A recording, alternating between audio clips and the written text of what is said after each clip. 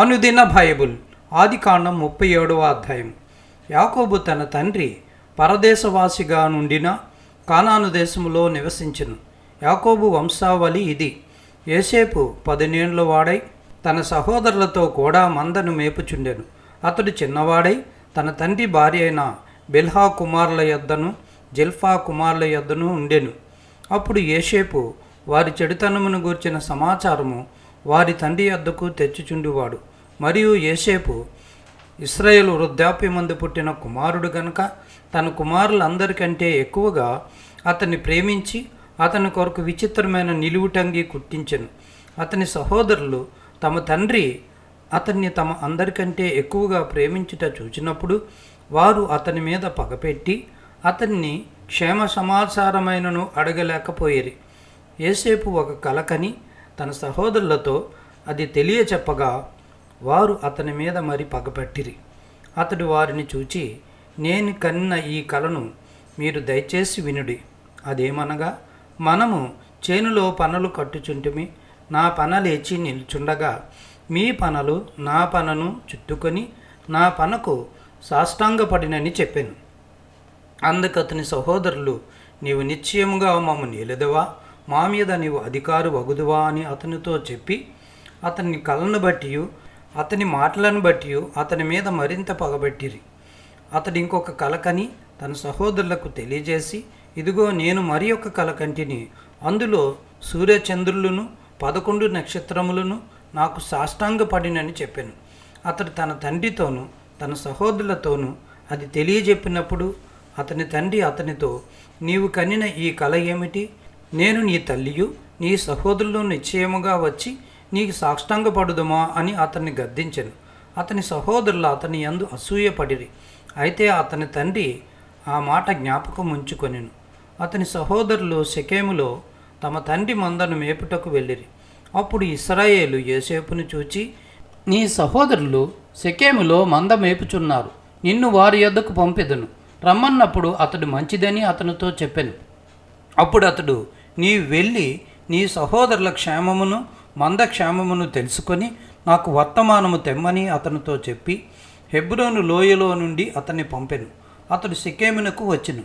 అతడి పొలములో ఇటూ అటూ తిరుగుచుండగా ఒక మనుషుడు అతన్ని చూచి, నీవేమి వెతుకుచున్నావని అతన్ని అడిగాను. అందుకు అతడు, నేను నా సహోదరులను వెతుకుచున్నాను, వారు ఎక్కడ మందను మేపుచున్నారో అది దయచేసి నాకు తెలుపమని అడిగాను. అందుకు ఆ మనుషుడు, ఇక్కడ నుండి వారు సాగి వెళ్ళిరి, వారు దోతానుకు వెళ్ళుదుము రండని చెప్పుకొనుట వింటినని చెప్పాను. అప్పుడు యోసేపు తన సహోదరుల కోసం వెళ్ళి దోతానులో వారిని కనుగొనెను.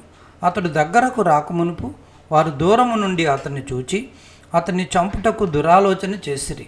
వారు, ఇదిగో ఈ కలలు కనువాడు వచ్చుచున్నాడు, వీన్ని చంపి ఇక్కడనున్న ఒక గుంటలో పారవేసి దృష్టముగుమి వీన్ని తినివేసినని చెప్పుదము. అప్పుడు వీని కలలేమగునో చూతం రండిని ఒకరితో ఒకడు మాట్లాడుకొనిరి. రూబేను ఆ మాట విని, మనము వారిని చంపరాదని చెప్పి వారి చేతుల్లో పడకుండా అతన్ని విడిపించెను. ఎట్లనగా రూబేను అతని తండ్రికి అతన్ని అప్పగించుటకై వారి చేతుల్లో పడకుండా అతన్ని విడిపింపదలచి, రక్తము చిందింపకుడి, అతనికి హాని ఏమీ చేయక అడవిలోనున్న ఈ గుంటలో అతని పడద్రోయుడని వారితో చెప్పాను. యోసేపు తన సహోదరుల యొద్దకు వచ్చినప్పుడు వారు యోసేపు అంగీని అతడి తోడుక్కొని ఉండిన ఆ విచిత్రమైన నిలువుటంగీని తీసివేసి అతన్ని పట్టుకొని ఆ గుంటలో పడద్రోసిరి. ఆ గుంట వట్టిది, అందులో నీళ్లు లేవు. వారు భోజనం చేయ కూర్చుండి కన్నులెత్తి చూడగా ఐగుప్తునకు తీసుకొని పోవుటకు గుగ్గిలము మస్తకియు బోలమును మోయిచున్న ఒంటెలతో ఇశ్రాయేలీలైన మార్గస్థులు గిలాదు నుండి వచ్చిచుండిరి. అప్పుడు యోదా, మనము మన సహోదరిని చంపి వాని మరణమును దాచిపెట్టినందువలన ఏమి ప్రయోజనము?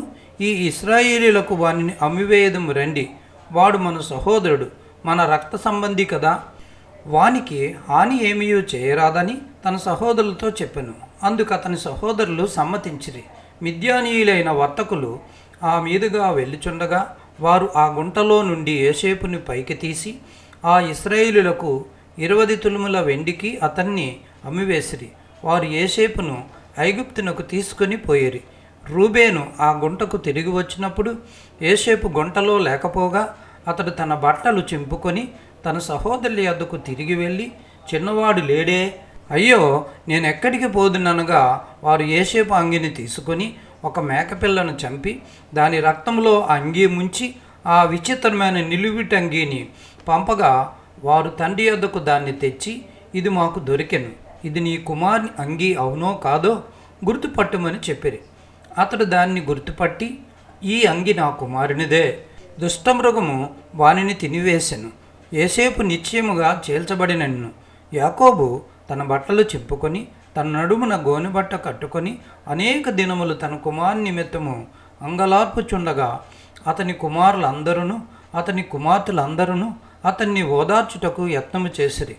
అయితే అతడు ఓదార్పు పొందనొల్లక, నేను అంగలార్చుచు మృతుల లోకమునకు నా కుమారుని యొద్దకు వెళ్ళదనని చెప్పి అతని తండ్రి అతని కోసం ఏడ్చెను. మిద్యానీయులు ఐగుప్తునకు అతన్ని తీసుకుని పోయి ఫరో యొక్క ఉద్యోగస్తుడును రాజ సంరక్షక సేనాధిపతి అయిన పోతీఫర్నకు అతన్ని అమ్మివేసిరి.